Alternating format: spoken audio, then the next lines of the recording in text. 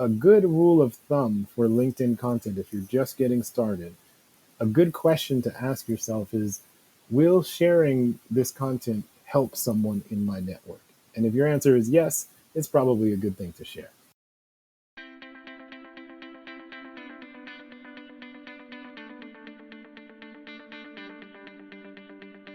皆さんこんにちは。ビジネス Success Japan のポッドキャストへようこそ。Hello everyone and welcome to the Business Success Japan podcast. This is your host, Lily Buchelman. This podcast is made for those who want to develop or strengthen the communication skills, cultural savvy, insights into current trends and conditions, and mindsets that are essential in a Japanese business environment. The helpful, practical suggestions and engaging insights offered here provide listeners with the in-depth cultural context needed to achieve their own version of success while collaborating with Japanese counterparts. Today, I'm very excited to share a follow-up interview that I had with Anthony Griffin. He was originally one of my very first guests all the way back in 2020, so this conversation was definitely overdue. Anthony Griffin is a marketer and communications coach who helps Japanese companies market to international audiences. Before founding Saga Consulting, he served as the marketing and communications manager for the American Chamber of Commerce in Japan. As a communications coach, he has helped Fortune 500 executives earn global-level promotions. Before moving to Japan in 2009, he managed the workflow of over 250 marketing projects a year for the City of Riverside, California. As a marketing consultant and copywriter, he leveraged his M.B.A. degree to help local businesses achieve exponential returns on their marketing investments. A lifelong learner and teacher, Anthony speaks Japanese proficiently and often gives marketing and communication lectures at universities and corporations.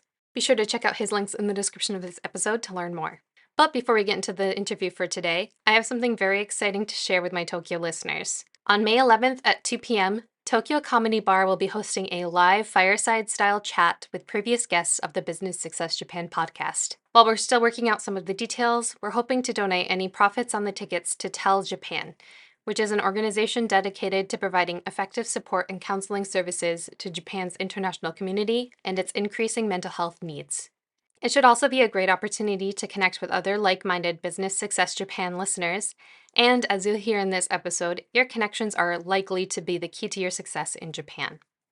So be sure to follow me on LinkedIn if you haven't already to stay up to date on additional details. I also wanted to take a moment to apologize for the audio quality on this interview. I've been trying out different recording platforms, and the one I used for this chat was definitely not a winner. However, I did not want to re-record it and let the great insights that came up during our conversation go to waste, so I hope that you will still enjoy it. And without any further delay, let's get into today's interview. Thank you so much for coming back on the podcast. I know it's been a while since you've been on the podcast, and as it is one of the earlier interviews, I will link it in the description, but I will not necessarily encourage people to go listen to it because I was still definitely learning how to be an interviewer in the podcast format. But yeah, I'm excited to kind of revisit some things and dig more into how things are in Japan right now. But just to get started, would you mind briefly introducing yourself to my audience? Sure. And thank you for having me back.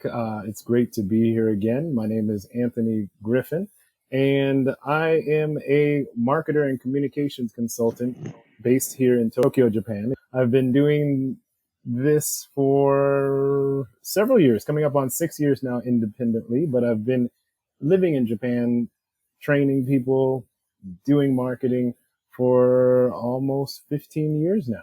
Great. So would you mind telling us a little bit about your history with Japan? Sure. That's a long story. I'll try to give a brief version with maybe some new information. But as many of your listeners may know, I'm originally from California. I grew up in the 80s, and that was when Japan was going through what is called the bubble jidai, or the bubble era, where, everyone felt Japan was going to take over the world. What that meant as a youth in California is all of the coolest things, all of the highest quality things in my life were coming from Japan, be it the best technology, the best automobiles, the most entertaining, the most fascinating pop culture, games, animation, and all of that. So I grew up with an incredibly positive impression of Japan. Fast forward to college as a business major, I had to study 1 year of a foreign language. And I said, this is my chance to try Japanese, this language very different from my own. I had already studied Spanish. I wanted to do something new. I thought I would fail 100% and then I could put all of it behind me, but I did very well. Unfortunately, I didn't run off to Japan immediately. I had some other dreams to chase. I wanted to work in the video game industry. I did that. I wanted to earn my M.B.A. I did that. And finally, I settled into a marketing career, which allowed me to visit Japan and travel to Japan. And after going there 2 times, I thought, this seems like a place I might want to live. So I looked into living in Japan. I thought I would be here just a year, and 1 year has turned into almost 15. So that brings me here today. Great. And just coming here for visits, what was it about Japan that made you suspect it would be a good place for you to settle down? That is an excellent question. No one has asked me that. And I don't know if I can point to one concrete thing.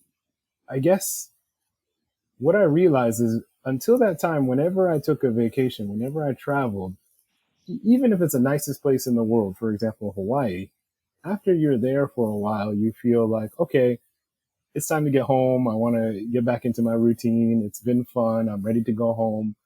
But when I came to Japan, I never had that feeling. It's like, I want to stay here. In fact, I wrote in one article for Kokoro Media, one of the platforms I write a lot for, that I almost sabotaged my return trip to America by trying to buy train tickets in very elementary Japanese. So I really wasn't concerned about coming home. As to why I felt that way, given I could barely speak the language, I looked different, everything was different. Maybe it was just the safety, or I'm a very, I don't want to say organized, but majime, as we would say in Japanese, straightforward person. I like organization. I like structure. I like routine. And Japan offered me a lot of that. So on this subconscious level, it just felt like a good fit, even though, I was a total stranger here. Yeah, it is nice to be in a place where things are a little bit more predictable in terms of how things are going to be organized, a little bit more uniform in terms of what you're going to encounter on a day-to-day basis. So I can definitely see how that would be appealing if you are a little bit more of a meticulous person. I think you just said it better than I could. So thank you. Yeah, a lot of that societal predictability, and that's everything from, you know, your train arriving on time almost every day to the prediction of what festival is going to come up at what time of year and what people are going to do and how they're going to celebrate those festivals. So thank you for organizing all that so clearly. So, would you mind just digging in a little bit more about what specifically you do now in terms of work on a day-to-day basis? Sure, absolutely. So what I do is I primarily focus on Japan-based companies who need to market and or communicate abroad. So what does that look like? It typically involves content marketing. So that's writing content about companies, products, or services in usually blog or article format to grow their brand abroad.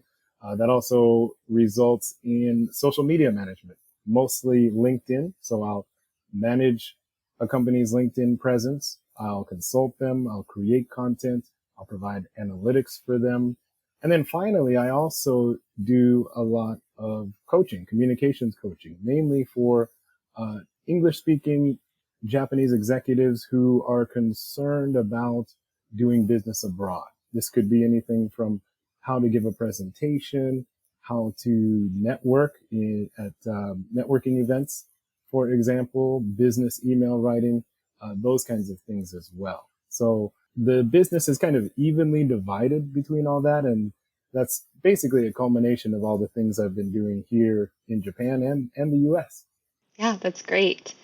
And coming back to coaching that you were talking about, what specific things are people concerned most about in terms of being effective? And I just feel like a lot of people have a lot of anxiety, obviously, about moving abroad. They don't know what to expect.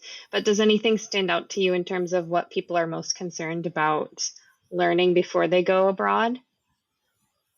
I guess the best way to answer that is to look at out of all the seminars I have, including, marketing, HR, mini M.B.A courses, there's three that are the consistent best sellers, and that would be global presentations, business email writing, and then LinkedIn and personal branding. So that's a combination of presenting yourself on LinkedIn, but also how to present yourself at a networking event or in public. So in my world, those are the three most popular things. I think in our previous podcast, we also talked about some people find their way through me through a language concern. So they're concerned about even speaking English, and then they approach me, as I used to be an English teacher, and I have an hour-long conversation with them in fluent English, and then I have to break the news to them and say, well, you don't really have a language problem, but I notice you have concerns about managing this meeting that you have to do, or going to this networking event, or something like that, or negotiations. That's another big one as well. So that's also a common path to how people find their way to my services. Yeah, that definitely makes a lot of sense. And if you don't mind just digging in a little bit more about how those things function differently in Japan versus both of us are from America, so probably more of an American lens. Because from the outside, it sounds like business emails would just be business emails. Like, what's the big deal about the cultural nuances? You're just trying to make transactions. So, how can that be so confusing for people? Well, I don't want to be cliche, but there's that meme or that joke that's going around the LinkedIn or the internet about how, the Japanese email, you have all these set phrases at the beginning, maybe the typical greeting about the weather and some nice prose about that. Then you maybe have the main content in the middle, and then another set phrase, yoroshiku onegai itashimasu, and all of that at the end. However, Western emails, depending on the corporate culture, especially maybe in the startup scene, or if you're emailing a busy executive, an email can be super brief, just 2 or 3 lines, for example. And a lot of people I work with have trouble adjusting to that as well. Then there's just, what kind of vocabulary do you use? What is the best and most efficient way to arrange appointments and meetings and things like that. But a lot of it is just kind of the cultural structure of the email, and the fact that in the States, depending on what kind of company you're writing, be it a startup or a legal firm, you're going to have to take a different approach in your email. And it is a little bit more complicated in the US because every company has a very distinct culture too, which is true in Japan as well, but I feel like it's still a little bit more predictable what a company is going to expect from you. Yeah, here, definitely more predictable. There's definitely set phrases that you can almost use universally, where in the States, that's not necessarily the case. On top of that too, we have a very diverse population. So you're dealing with people from different backgrounds, different levels of English understanding. So yeah, there's a lot to process there. For sure.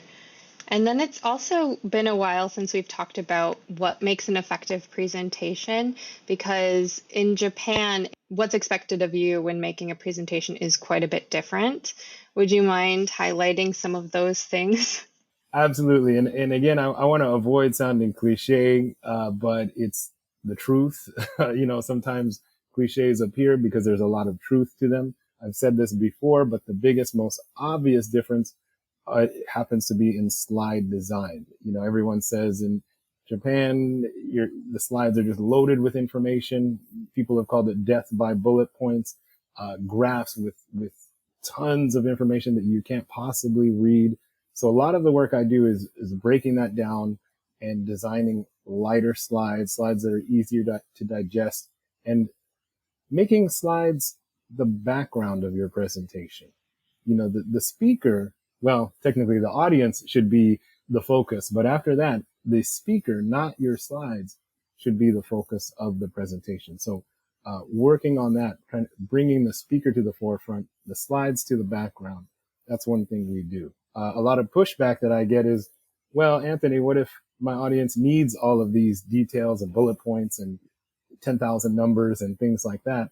Then my response is, well, you can put that in a handout and distribute it after your presentation. Then you can put everything you want in there. So that's one side. Another aspect that we work on that is less common is making presentations more engaging.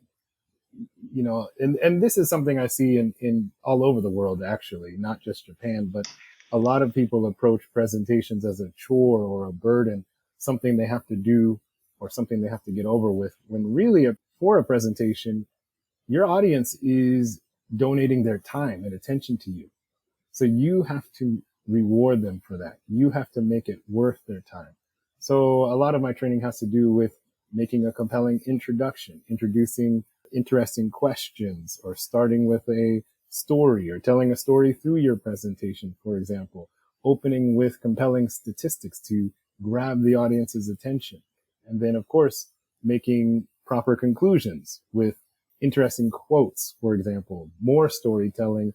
And then finally, for sales and marketing professionals, we go over having a compelling call to action at the end. Tell the audience what you would like them to do with this valuable information you've shared with them. So those are some of the things that we often work on. Yeah, that definitely makes a lot of sense. And I wonder how much that will be changing as things get more globalized in Japan. But for now, it does seem that the stereotypical presentation is holding, unfortunately, in Japan. Yeah, I've been attending a lot of events at the Tokyo Chamber of Commerce, which is 100% Japanese. Fantastic organization, by the way, but a lot of the presentations are still in this traditional format. So, and it works. I think it works for the audience here, especially because it's basically an all Japanese audience. My message is just working with people and saying, this is great for Japan, no problem. But if you want to engage international audiences, we need to accommodate that. We need to make some changes. Yeah, definitely. Just to clarify, I don't mean in like a objective way. I just mean for me as somebody with a limited attention span. It's unfortunate that they haven't quite moved to a little bit more of an engaging style just for my own sake. Got it. Well, I'm sure many people agree with you. And again, a lot of these things are universal too. I mean, there's plenty of people in America, Europe that are still kind of doing presentations the old fashioned way. So I don't know, maybe this is a product and service I can take beyond Japan. So if anyone's listening to this podcast out there, let me know if that's interesting for you. Yeah, definitely. I think that's a big pain point for a lot of people. And it's something that's kind of hard to fix by yourself. You really need somebody to walk you through your blind spots in that sort of situation. Absolutely. Absolutely. And what makes personal branding different in Japan versus what you try to encourage people to do when they're engaging cross culturally? Well, from my experience, and I don't want to say that everyone is like this, but personal branding is just not a big thing here. Uh, it's all about the company. It's all about the group identity. When people introduce themselves, they often introduce themselves connected with their company. When you open an email from a Japanese professional, it's not just they don't just say their name. They say, I'm so and so with so and such company. So there's a lot of space to grow in the personal branding scene here. But again, it's probably something that's not so necessary if you are doing, for example, what I call J to J marketing, where you're a Japanese person trying to sell or interact with other Japanese people. Again, that system is in place. But if you are trying to start a business globally, or you're trying to find customers globally, then you're going to want to develop that personal brand online and offline. And as you probably know, LinkedIn plays a big part in that. Yeah, for sure. So if somebody is moving more in that J to J space, would you think that having a big focus on personal branding might actually backfire in some way? That's a good question. I I hope not, because I do a lot of personal branding. I think it depends on where you're from. If you're Japanese doing that, it might backfire. I wouldn't know for sure. I do see, Japanese professionals doing personal branding, but they're usually sole proprietors or something like that, working for themselves. As a foreigner, I hate to say it, we have a little bit of leeway with how we present ourselves.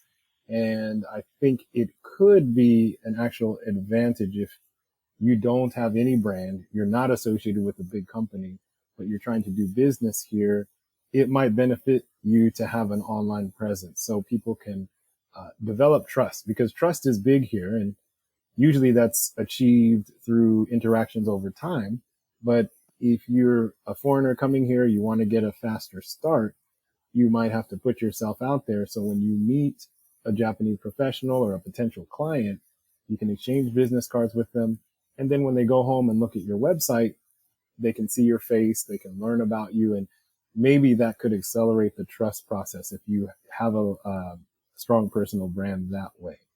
So I think that's one of the advantages we have as sole proprietors or small businesses.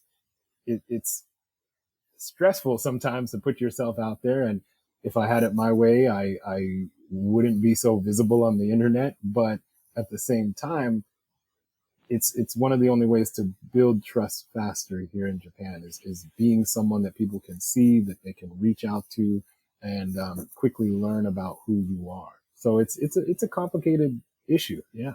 Yeah, for sure. And before we started recording, we both were commiserating over the fact that we don't necessarily like having our voices or our images out there, but it kind of comes with the territory. Well said, Lydia. It comes with the territory, and doing business is not always about doing what we're comfortable with or just doing what we like. Sometimes, like you said, it comes with the territory. We have to do what we have to do, and yeah, I believe that's having a personal brand here in Japan as a small business, as an unknown quantity, can definitely help you. Yeah, for sure. So, what makes LinkedIn an especially powerful tool for people hoping to build a Japan related career? Well, first, let's talk about the elephant in the room. LinkedIn is not popular here among the Japanese population. I think estimates say there's maybe about 3 million users. So it's not a popular network. It's been struggling for years.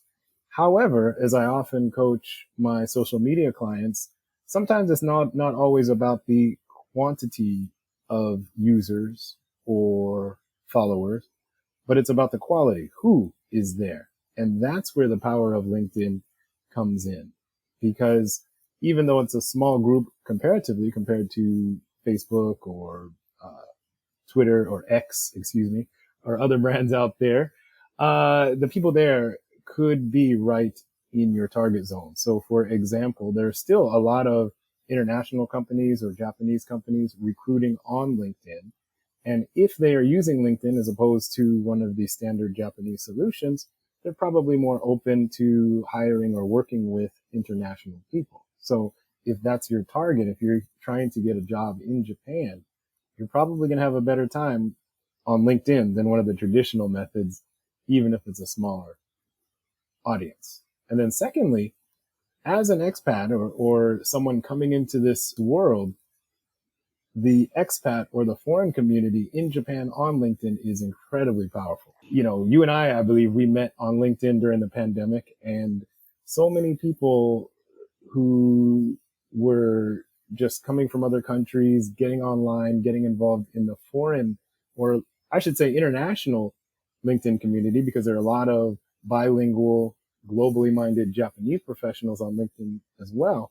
It's simply the best platform for that. So if you're looking for like-minded individuals, if you're looking for advice from legal to immigration to business tips, if you're just looking for friends even, LinkedIn is a fantastic place for that. And I can give a very specific tip right off the bat. Just go to the Business in Japan group, BIJ, right there. If you just jump right into that group, you're going to have an amazing network. So yeah, LinkedIn is the underdog here, but if you look at it as a niche, and a niche player can be a powerful player, it's just a fantastic platform. For sure. I definitely second the Business in Japan recommendation. And as of the time of recording, and hopefully they will continue, they have a weekly little lunchtime networking event that everybody can participate in. So that's a great way to just hear a little bit more about what people are around, what they're doing, what they're interested in, what you might be able to help them with, things like that. So it's definitely worth checking out if that's accessible to you. And a friend of yours who I recently connected with as well, we were also just talking about how there's something really distinct about the expat community in Japan.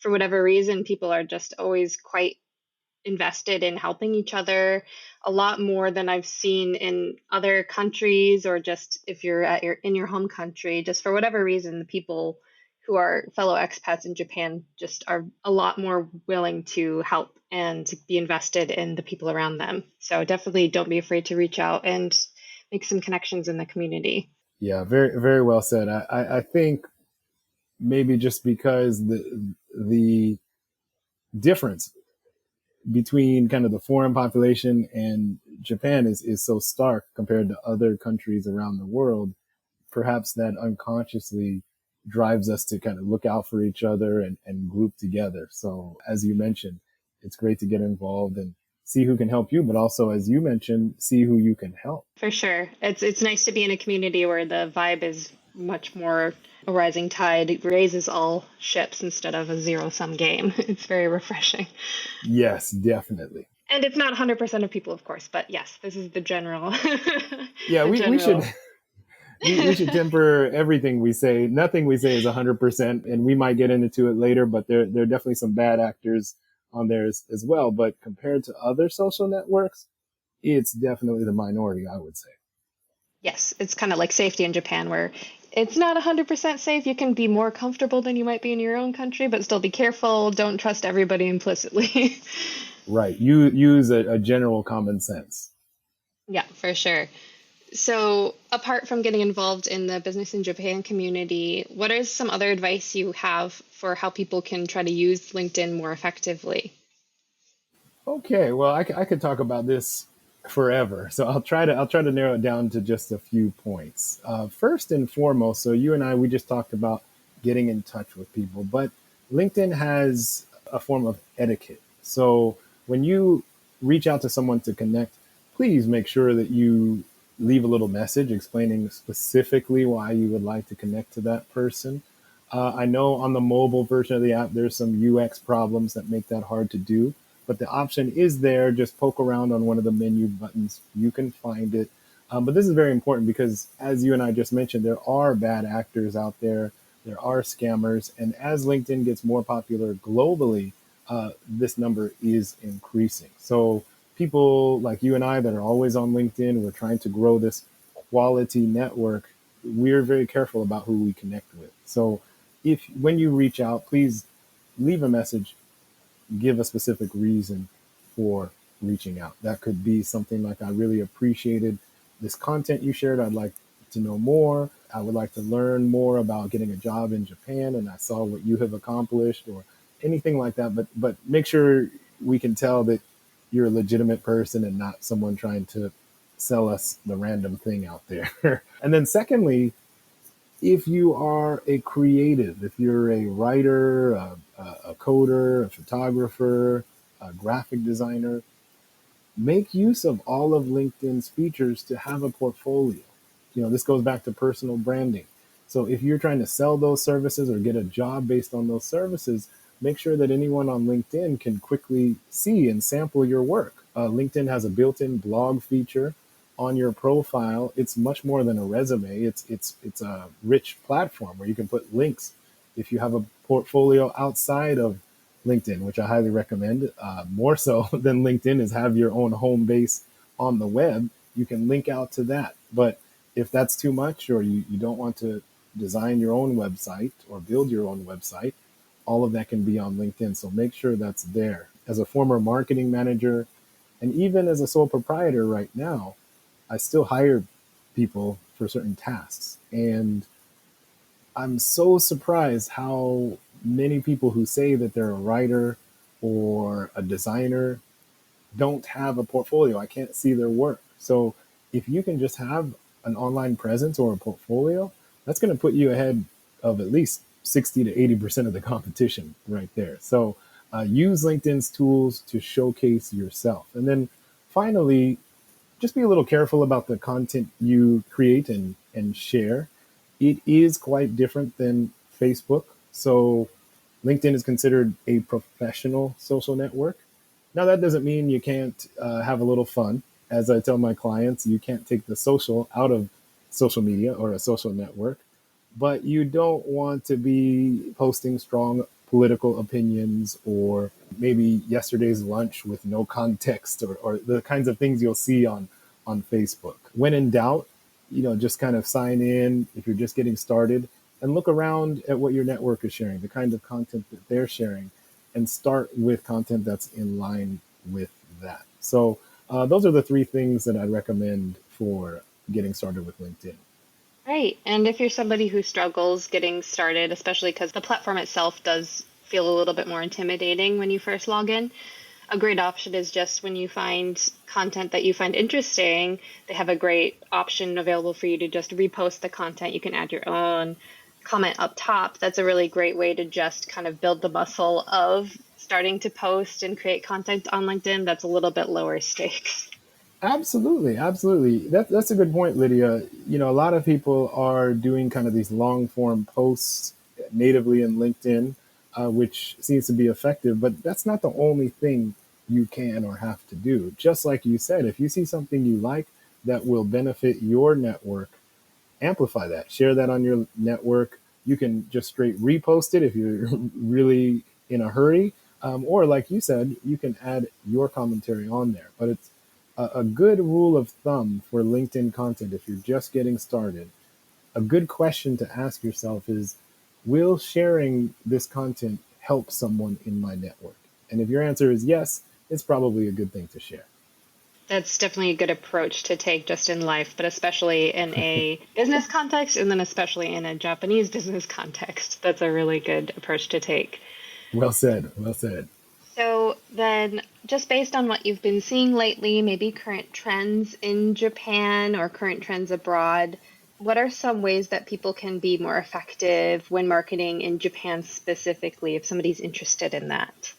Great question. Although, I primarily focus on helping Japanese companies market abroad, I have to market myself here in Japan.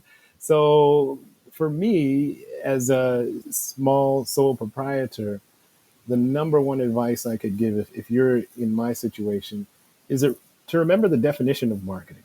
Remember, marketing is not only digital marketing. Ever since digital marketing took off as an affordable, trackable medium, it kind of took over the definition of marketing. But remember, there's all kinds of advertising and marketing. There's, meeting people face to face. There's email marketing. There's direct selling, approaching people directly. If you look at what Japanese companies are doing, a highly yet unconventional to us method is handing out tissues with advertisements in it on the street. So my advice is to remember that there's so many options there. As a sole proprietor, one strategy I recommend is make sure you have this online digital presence, make sure that's there, but do a lot of personal selling or networking, building up your network, going to networking events and introducing yourself to people in person. Again, accelerating that trust process by showing that you're a real person, that you're here committed to Japan, for example. And then you have your digital presence to back up what you say. So if you go to a networking event and say, I'm a digital marketer, I help Japanese people with their LinkedIn profile, then they go home, see your digital presence and say, oh, yeah, wow, he's really doing that. I might contact him. He made a nice impression on me. So that's one approach for people like me. For larger organizations, and this probably goes both ways, but it's all about proper localization. It's all about avoiding that sin of saying, okay, this marketing approach worked in my country, it's going to work in Japan, no problem. So you don't want to rely on machine translation. You don't even want to rely on a literal translation. You want to hire someone who can properly localize the marketing around your product. And then again, you want to look beyond copywriting and digital marketing. You want to make sure that your package size is appropriate. If you have a physical good, supermarkets and retail stores, we're working with a lot less shelf space than in a place like America. So if your package is the wrong size or it doesn't fit anywhere, it's not designed correctly, you'll already lose. So I think a good industry to look at for this might be the food industry. So a while back, I did an interview with Gourmet Pro, a food industry market entry specialist. And that is because the standards in that industry are so strict and the bar is so high that if you can learn something or enter the market in that industry, you can probably do any product or service. So those are some thoughts on this kind of Japan marketing, market entry topic. Yeah, that definitely makes a lot of sense and highlights how it's usually things that we don't even think about that could be potential issues just coming up. So it pays to have somebody on your side who can point out those things that you would never dream of being a problem, like the shelf size just being different. Yeah. Just if you haven't lived here and existed here and you want to enter this market, there are just so many things that you can't imagine. It could be even the name of your product. You might have to change the name of your product if it sounds like something that's negative over here. There are just so many things to think of. So it all comes back to remembering kind of the broader meaning of marketing and all that's involved with it. Yeah, for sure. And it might even just be too soon to tell, but with the rise of increasingly powerful translation software, tools like ChatGPT, I'm personally a little bit concerned that companies will, because the output looks so much better than it used to, companies will be a little bit more eager to just try to push all of their marketing efforts onto this automatic software that may not be capable of doing that sort of hard localization work. But have you seen any moves towards that yet, or is it a little bit too soon?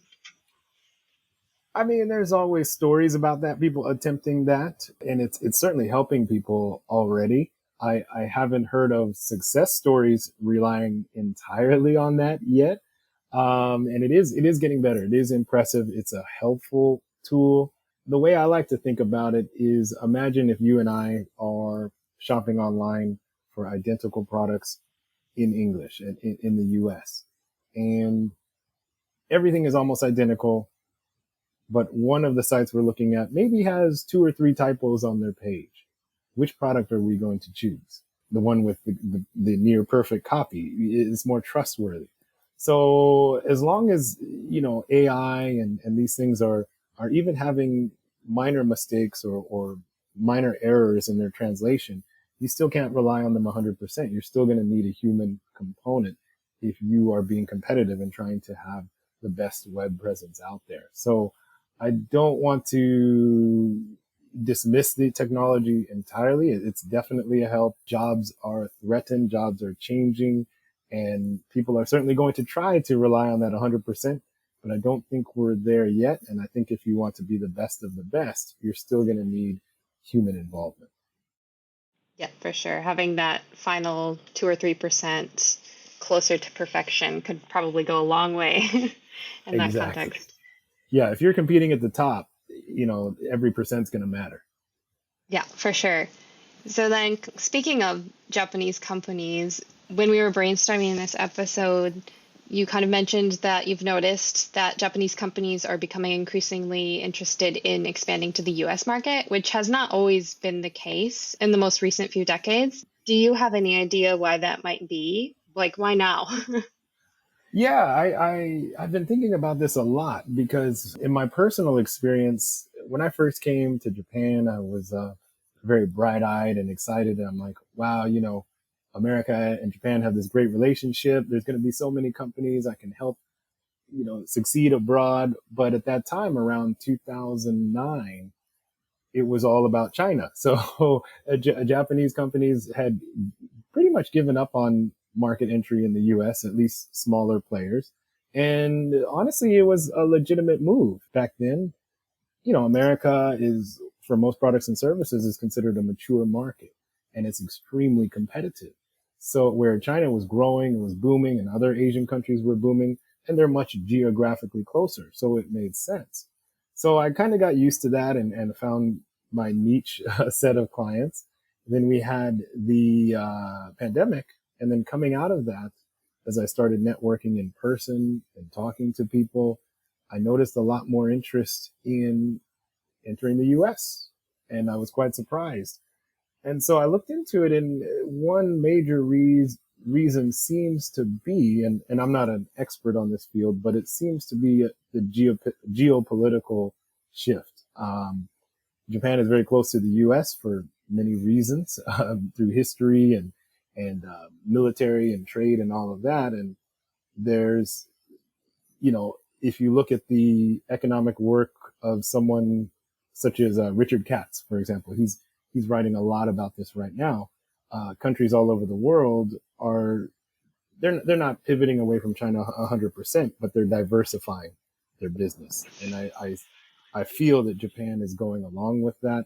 Additionally, here in Japan, the government and the private sector are much more in sync, especially the larger companies. So if large companies see the Japanese government kind of pivoting more closely to America for whatever reason, be it military or economic, they're going to subtly follow suit. So there's probably more reasons to it, but so far, what the biggest one I've observed seems to be geopolitical. Despite that, however, at this stage, most of it is curiosity and experimentation. I've still found with large and small companies alike, they're not quite prepared for the investment that it does take, because one thing that hasn't changed is, again, for a lot of products and services, America is a mature market, is very competitive. And just like American companies coming into Japan, Japanese companies going to America need to invest significantly in localization as well. So there's definitely a shift. We'll see if it accelerates or not, because it does require a lot of investment.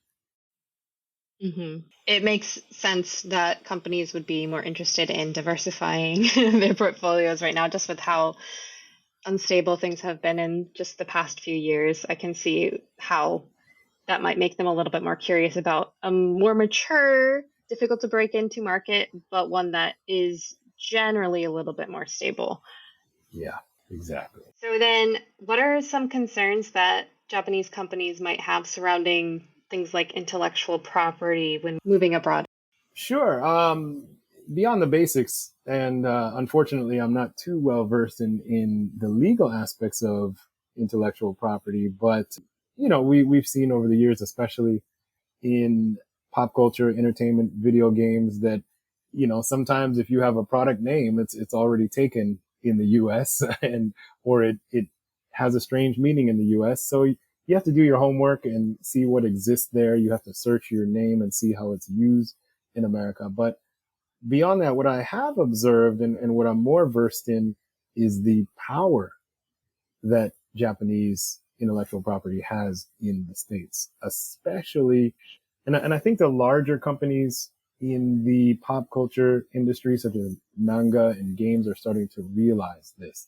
To give you an example, in the comic book industry, not including the movies or anything like that, the American comic book industry is actually dominated by Japan right now. Japanese brands, such as like the Shonen Jump series, are dominating homegrown giants such as Marvel and DC right now. That's incredible.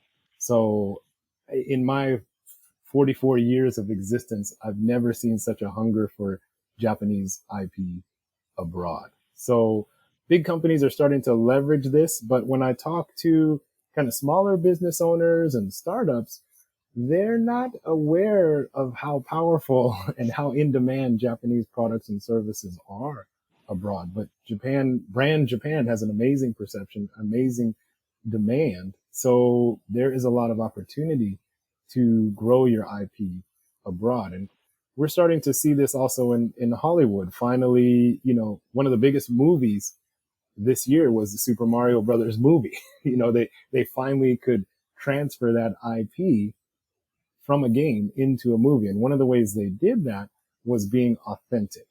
This is a far cry from that first Mario movie that came out when we were much younger, where they changed everything. It didn't look like the game at all. Where if you watch this new Super Mario movie, it's basically like watching the game. And sure, maybe the critics didn't like that, but the fans came out in droves. So, and you can see that with other brands. You can see a resurgence in the Japanese game industry where Japanese brands are leading the charge in terms of quality, review scores, and actually turning a profit on the games that they make. So yeah, regarding IP, if there's one thing I could say to Japanese companies who have not realized this is there's a huge demand for your brand abroad. Yeah, definitely. And it will be great to see in the future what opportunities that opens up for people who have experience working and living in Japan, because they're going to need some amount of localization moving those products into the United States or into Europe, into India, wherever you're from. So that could be a great way for people to be able to share what it is that they love about Japan with people back in their home country. So that'll be great to see in the coming years. Yeah, I'm certainly hoping that, as you know, that's a big part of my business is that process. So I'm certainly hoping for that. And coincidentally, I just wrote a blog post about this topic on my blog at Saga Consulting. And yeah, I really hope that it does create opportunities not only for Japan but for the foreign community living here. Yeah, for sure. And of course, you generally spend most of your time working with people in Japan who are going abroad for business. But if you were chatting with somebody from abroad who was hoping to come to Japan for business and they didn't have a lot of time to learn anything about the country or its culture ahead of time, what would you emphasize that they take the time to learn about before coming here? Wow. There's just so much. So I would like to just condense this not to a thing, but an attitude. And if there's one thing I could say, it would be don't think of Japan as just another country or just another version of where you're from. Think of it as an entirely different planet. And I say this in the most neutral way. I don't say that as a negative at all, but I think that's a healthy mindset because this isn't intentional, but through history, Japan has developed in a unique way that sets it apart from many other countries in the world. First of all, geographically, it's an island nation. Secondly, it's a nation that has never been colonized. And you feel that in the culture. It is different. You know, I've traveled to several other countries in Asia. In fact, I was just in Malaysia recently.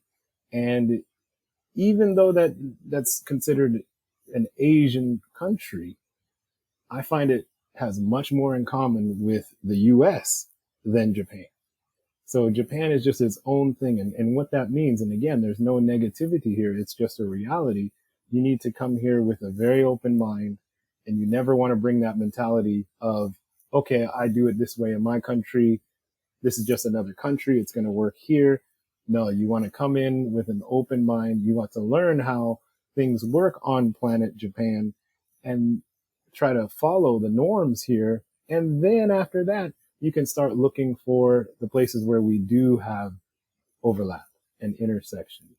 And then you can start kind of making suggestions on how to help people go abroad, or you can look and find your niche or whatever you need to do. But, you know, come in with that mindset. It's a different world here. That's not a bad thing. Having that mentality is something that will help you. Yeah, definitely.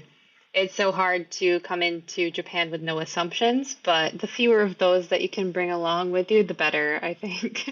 Yeah, well said. Maybe I put the bar too high. You know, we're all human. We can't help but compare things. You're right. But yeah, you said it even better. The fewer assumptions you can have, the better you're going to be. And it's hard because people tend to fall into the camp of thinking of Japan as this wonderful, mysterious thing, which it is in a lot of ways, but people are still people. So it's hard to hold that dichotomy in both hands where you don't want to make assumptions about Japan, but you are still dealing with people in the same world as you. So yeah, it's just a little bit of a difficult thing to deal with. Yeah, and that's a good point. I mean, every country you're going to have good and bad, and you're going to have positive experiences and negative experiences. And you know, I hope that the majority of your experiences here are positive, but you have to come in with that realistic, balanced attitude wherever you go in the world. people are people. That is the one thing we do have in common, and you need to be ready for that. For sure. And I appreciate you being so generous with your time, not just once, but 2 times, sharing it and your wisdom on the podcast.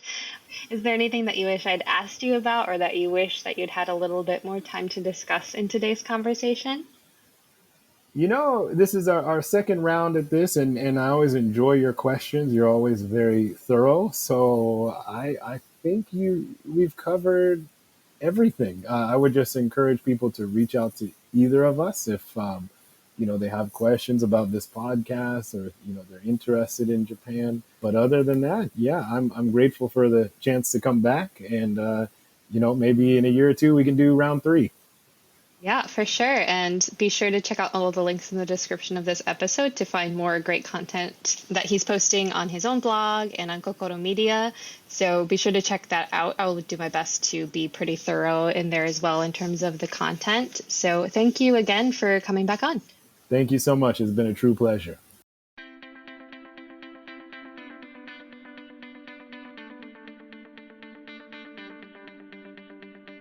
Thank you for listening, and I hope that you enjoyed today's conversation. Be sure to check out the links in the description of this episode to learn more from Anthony.